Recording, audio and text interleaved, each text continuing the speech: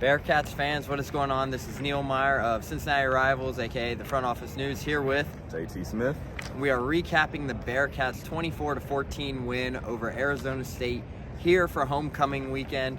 Overall, it was a big day for Cincinnati as they are now one win away from clinching a bowl berth after a 3-9 season a year ago. A lot of things to take away from here. Homecoming, obviously.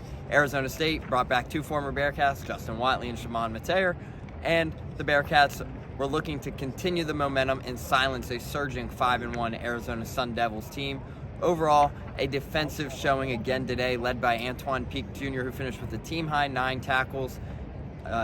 Jared Bartlett finished with 7 tackles, a tackle and a half for loss, a sack, and had another big day despite leaving the game late in the third quarter with what was described as a minor injury after getting knocked around, quote-unquote, silly by Scott Satterfield. They said he was fine and is expected to be reevaluated earlier this week heading into Colorado. So I'll dish it over to JT to talk about the offensive side of the ball. For sure, man. Thought the running game really showed up today. It started off a little shaky. And, I felt like Arizona State really,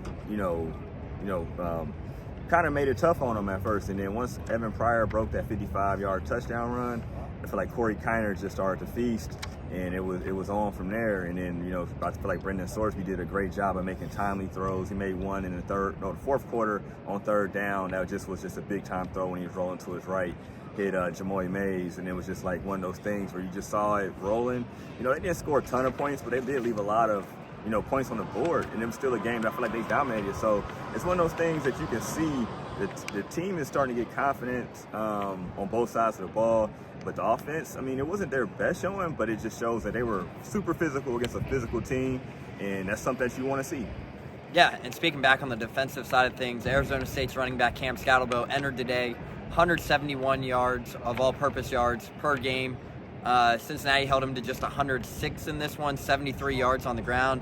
I think it's safe to say that for the third straight week, Cincinnati has faced the top 3 back in the Big 12, and safe to say that they have done their job in that aspect as well. So the defense is rolling right now.